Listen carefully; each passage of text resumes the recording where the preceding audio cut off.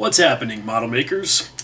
Recently, I found myself in the weird, for me, position of wanting to build a car model. I've never really done one before, at least not in about, I don't know, something like 35 years. And even at that time, it was something that I barely attempted to do. So, this is the first time I've tried to do one for real, and part of the reason was because I got into a buddy build situation with a couple of friends, and also because I just wanted to have a Porsche in my collection. So, here I am with the Tamiya 1/24th Porsche 934 Turbo RSR. And as usual, I'm going to do my two-part thing where I do a quick review of the kit here right now. And then I'll come back later when I finish it and show you what I managed to accomplish. So, without any further rambling, let's take a look. Alright, let's have a look at this kit by starting with the instruction sheet. Now, this is pretty standard Tamiya, where you get exactly what you need, no more and no less. You've got, all the standard boilerplate. One thing I do want to point out that you should read, that's going to come up later, is this section right here about how to apply tire decals, and we'll talk about that in a second.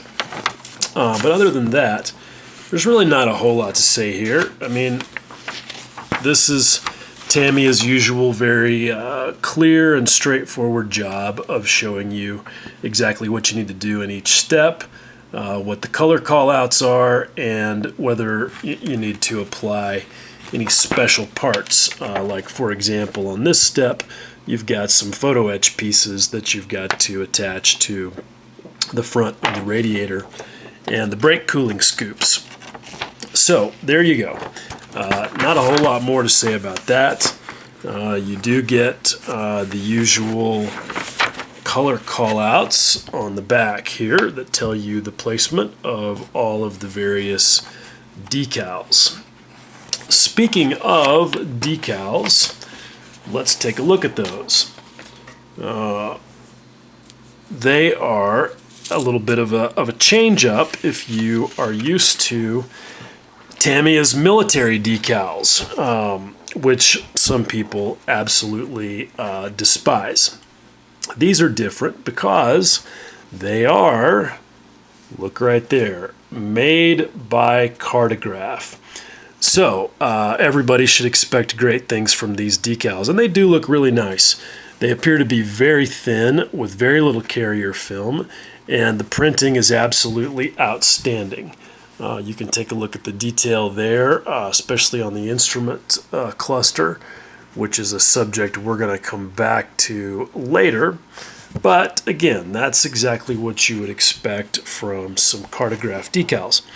Now, I referenced a minute ago the tire decals, and that you need to pay attention to those instructions. And that is because they come on a separate sheet. And these are wet transfers, where basically these have an adhesive on them. And what you do is you basically stick these onto the surface of the tire, use a little bit of water to release the carrier paper, and then you should have nothing but the nice white Goodyear logo with no carrier film or anything to worry about. Now, that's the theory. I've actually never done it before, so I can't tell you how it goes, but I'm hoping for good things. Your other alternative is to buy a photo etch kit from someone like Top Studio that has a tire painting mask in it, and that's always another option. But I'll talk about why I chose not to do that here in a second. The other thing that you get in the flat parts section of the kit are these very nice little mirror film stick-ons for the mirrors, of course, and that's a nice touch. Okay, so speaking of photo etch and the remainder of the flat parts, This kit, you know, it really is a great value because for the money, you know, you get a lot of things in here that can help you make a really nice kit. I mean, it's good for a beginner as well because you don't have to use the photo etch parts and you don't have to do the tire decals and things like that, but you can if you want to. So here I've got the photo etch fret, which as you can see has some parts missing because I've already used them. And they are very nice. Now, this is steel photo etch, but don't fear if you're used to Tamiya's really gnarly, unbendable, you know, super spring steel photo etch. That is impossible to work with in a lot of cases from their military models, because while this is steel, it is not that kind of steel. Not only is it not as thick, but it has a softer temper, and so you could actually bend it if you needed to, which we will on these grills right here. They have to conform to the inside of the front bumper, so that's a good thing. You'll notice that these are also painted black. I've got some black primer on those because those grills are going to be black on the outside of the car. So there you go. Now, those are all the flat parts. I mentioned the tires, so let's talk about them for a second because I've got them sitting right here, and here they are. They are very nice. As you can see, they are, you know, obviously round and black and rubbery, which is, you know, what you want from tires. But they just have a really nice rubber look to them. They're not some sort of weird shiny vinyl that you'll see sometimes in other kits. Now, the one bad thing is that you've got this disgusting mold seam running all the way around them. And there is a very simple way to remove that if you've got the right tool.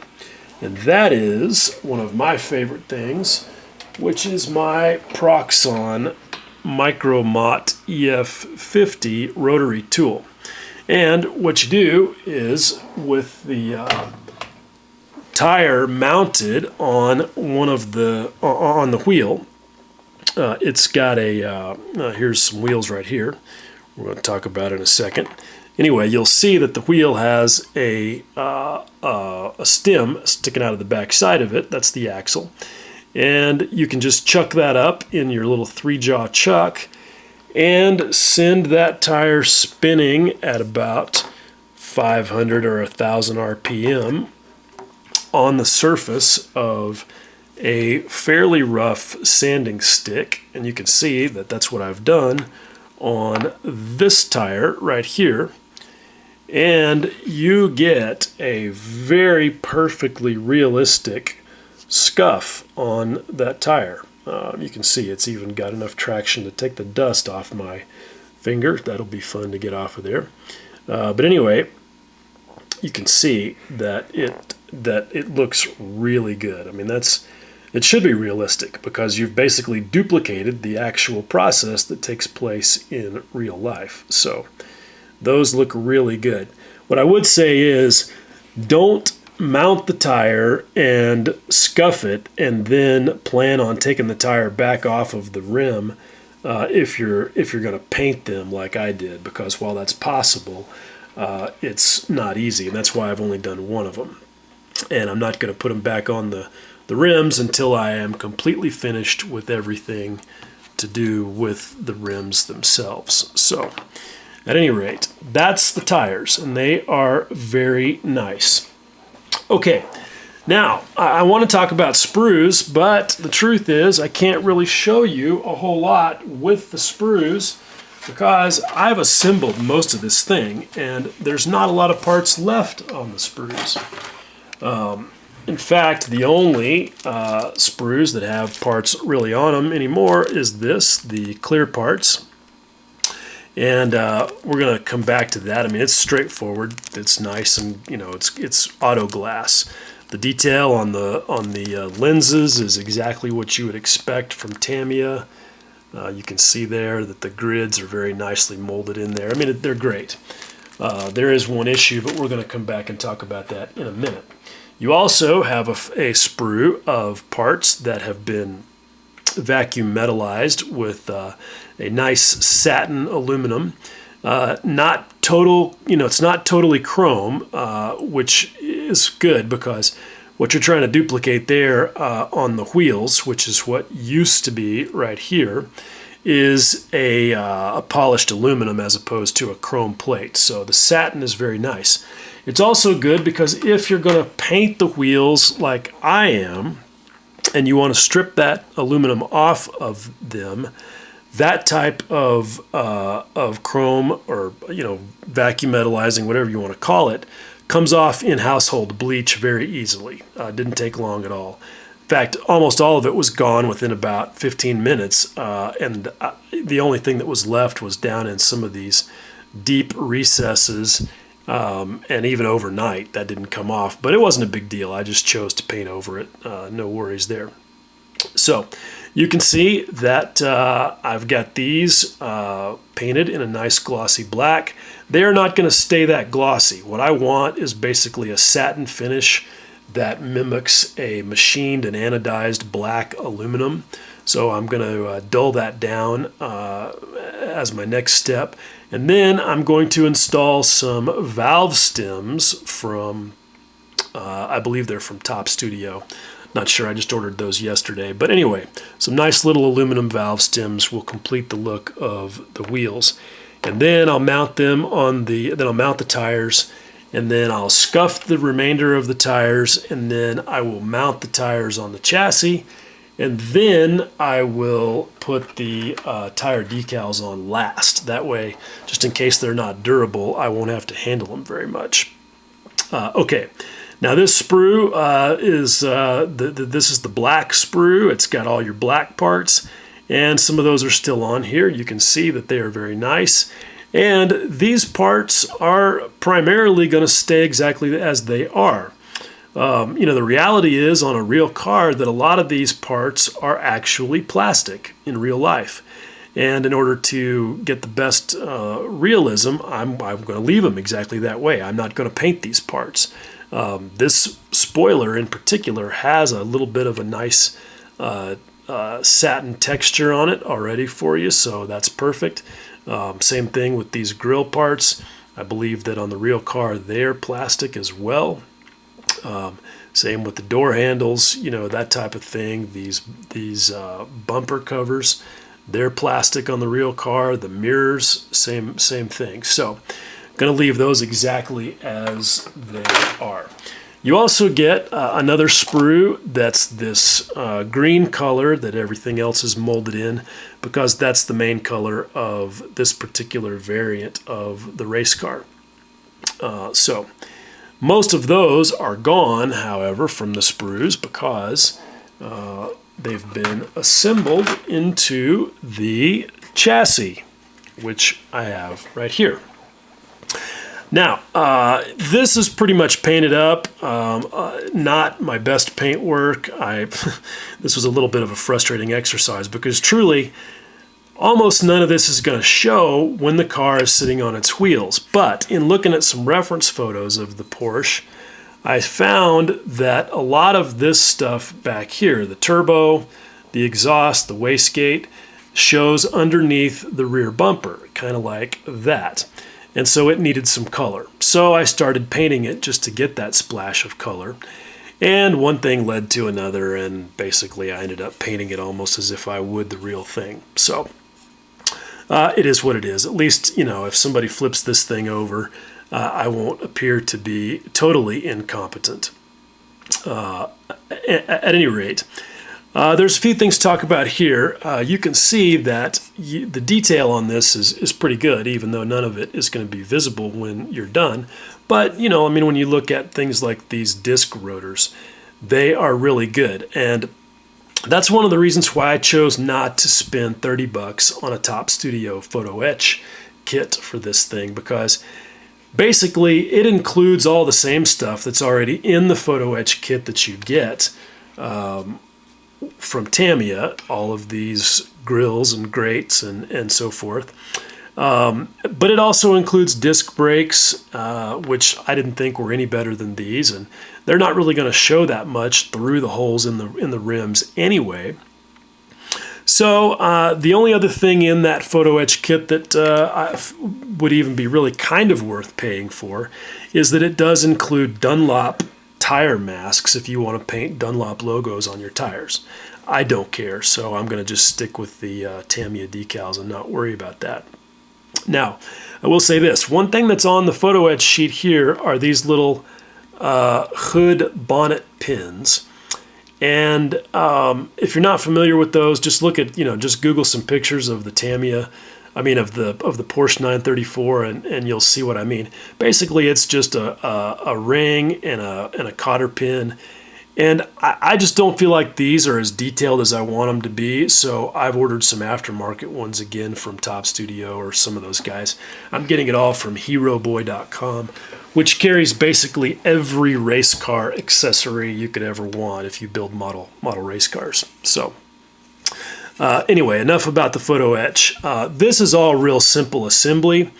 The main portion of the engine cases and transmission are molded in here with the chassis, and then you just basically stick on a few of these other parts like the exhaust pipe and this rear suspension subassembly and so forth. Now, I would recommend if you're gonna paint this that you not make the mistake that I did of assembling all of it prior to painting. I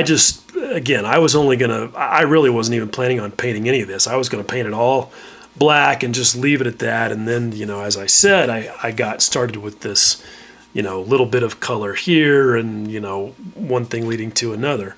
So painting all of this after it was assembled was more of a pain in the ass than I would have expected it to be, and I would recommend not doing that.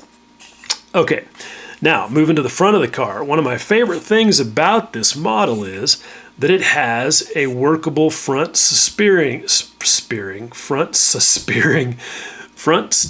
setup. So it's a little stiff once it's put together, but trust me when I say that these wheels will turn. See? Just like that. So you can pose them in whatever angle you want, which I really like. I think that's cool. Basically, it's just a snap together linkage right here at the ends of the tie rods.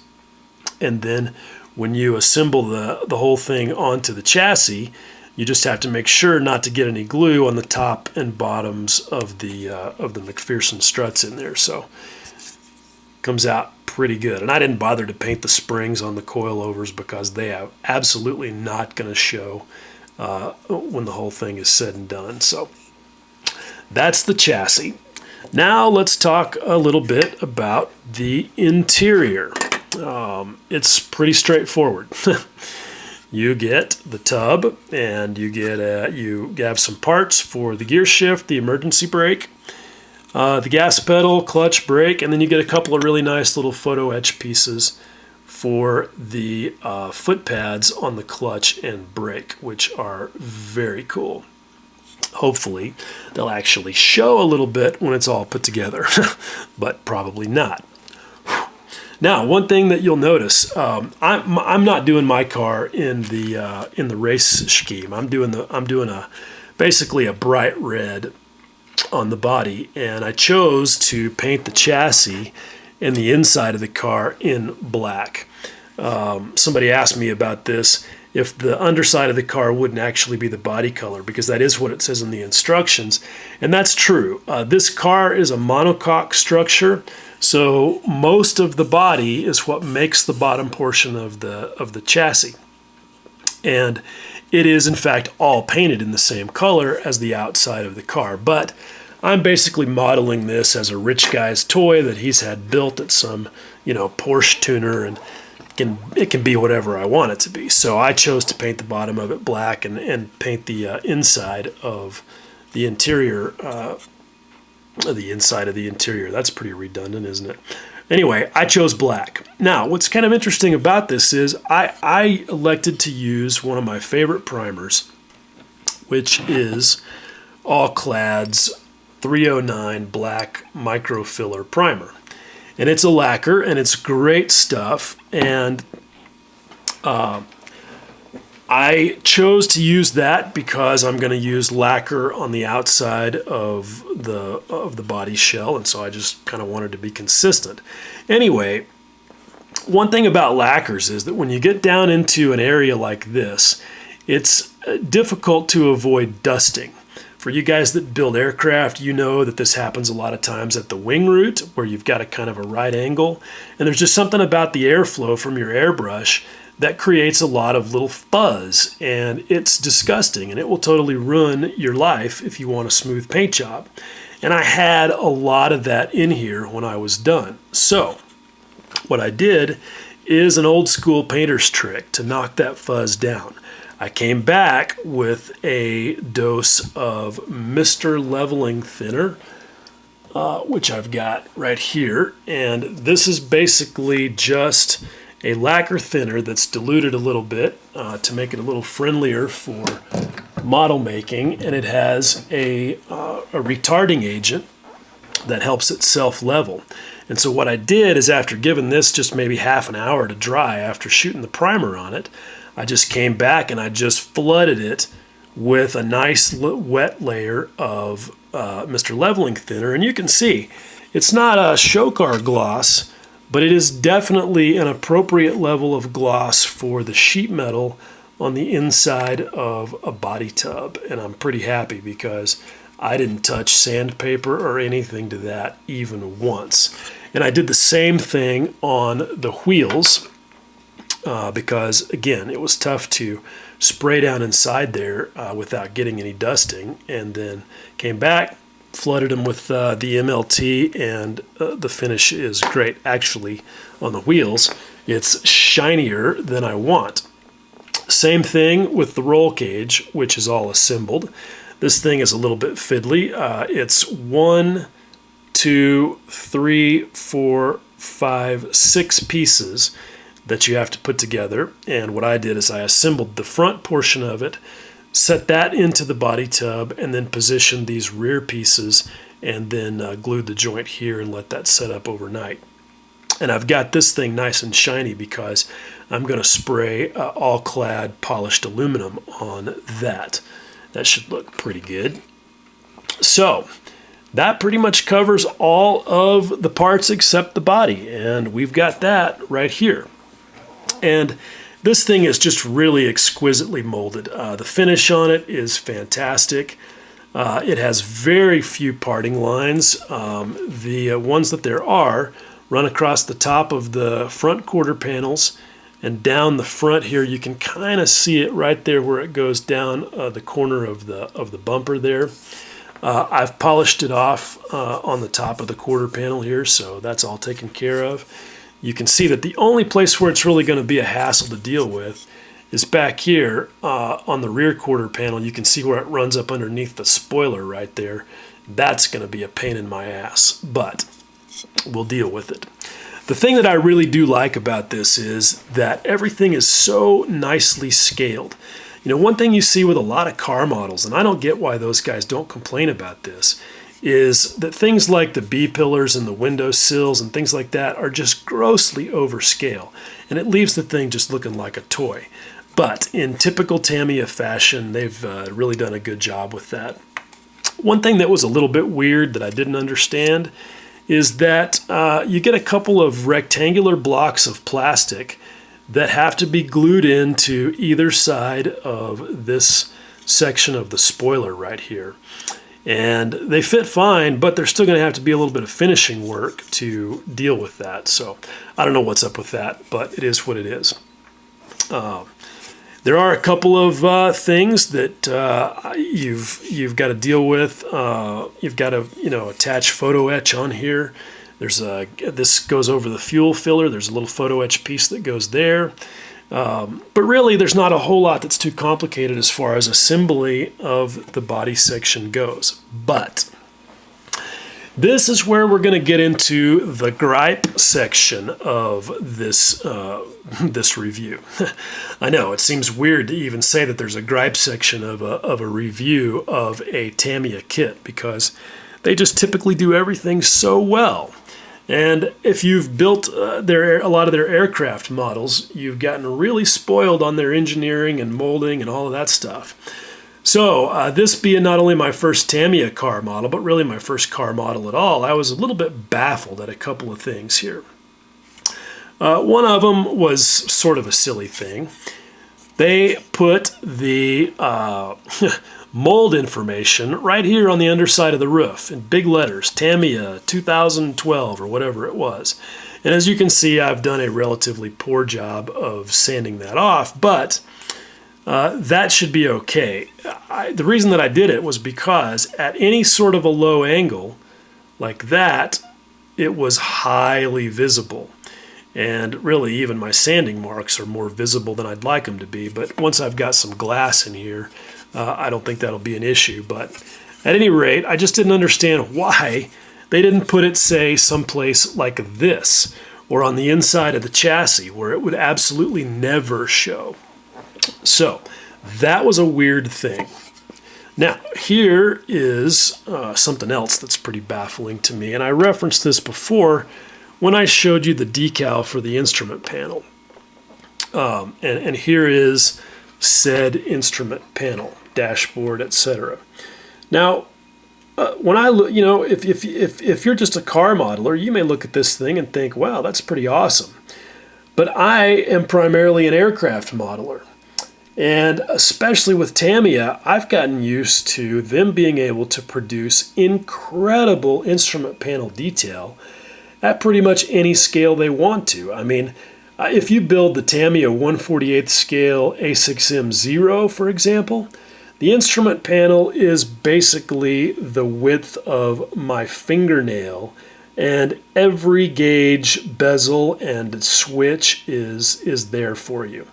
The molding and detailing of it is incredible. And so why Tamiya couldn't give you a similar level of detail on something as huge as this 1/24 scale instrument cluster on this Porsche, and then give you some decals for each gauge, it's just beyond me. It's almost like it's not Tamiya. Like they sort of lost their mind for a minute and forgot who they were, because it's just not the kind of thing that I would expect from Tamiya. So I don't know what's up with that, but that's really disappointing.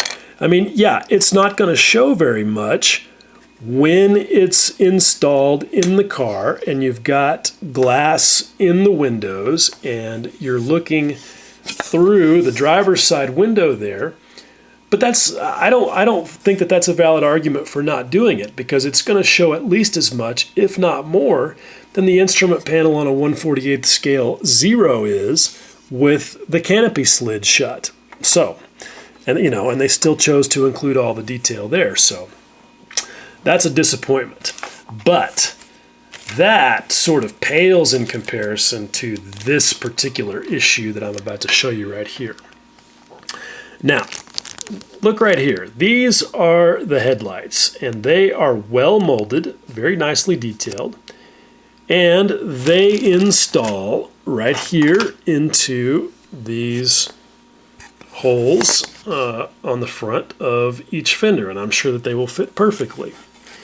What you can't see from that, and wouldn't know unless you had either read the instructions or looked at a picture of a Porsche 934 online, is that the headlights surround the bezel. That's the portion of the body that wraps around the lens, is either chrome or the same color as the body shell, which should be no surprise. What is surprising is this.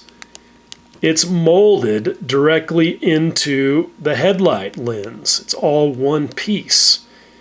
So, yeah, hopefully you're way ahead of me here and recognize that if you choose, well, there's pretty much no choice. My headlight bezels have to be the same bright red as the remainder of the car, so I have to figure out a way to effectively mask around the dome of the lens. Twice! Tamiya, what are you thinking, dudes? That's just crazy. You can't tell me that given the level of engineering and molding expertise that you guys display on something like the 1/32nd scale Mustang, for example, that you couldn't have given us a separate lens and headlight surround piece. Again, just baffling. It's almost like, again, like Tamiya got somebody else to do that part of the job for them. So I have no idea what to think about that. That is a very big disappointment, and I'm just dreading having to deal with it and hoping that I can make it turn out well,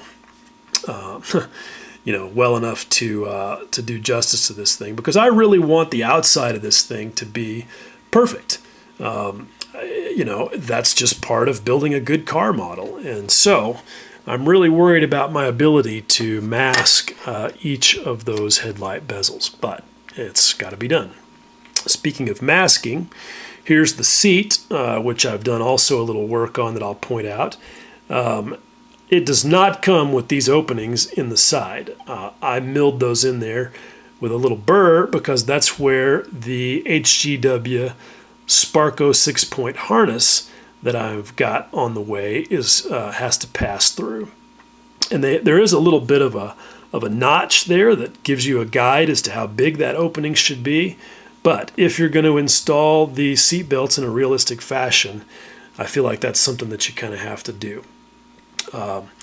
But I'm hoping that this seat turns out really well. I've got a gloss layer on it right now because I'm going to flood these seam lines with a dark wash. So anyway, that's the next step on that. Incidentally, I masked this with Tamiya's new vinyl masking tape for curves. This stuff right here, which I'm sure that you've probably heard about. It's real similar to 3M fine line tape, but a little lower tack.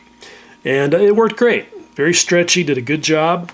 I masked all around the perimeter of the seat. It even stretched nicely. Oh, you can see over the edge there.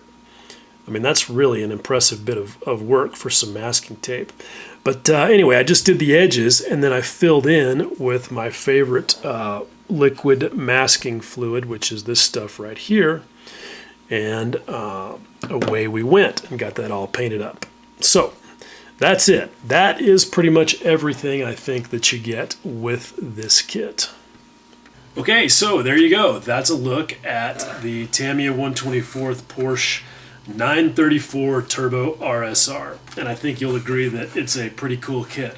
A couple of things there that kind of make me scratch my head, but overall, I think it's good, and certainly a lot better than most of what it seems to me is available out there for people who want to build car kits. So I would definitely say that if you're interested in stepping outside your comfort zone like I was, because I'm normally an aircraft builder, that this would be a good way to do it. And I think that especially considering the price, $35 for the kit, and a little bit of money spent maybe on some paints, that it'd be a pretty good way to spend your model making money and time.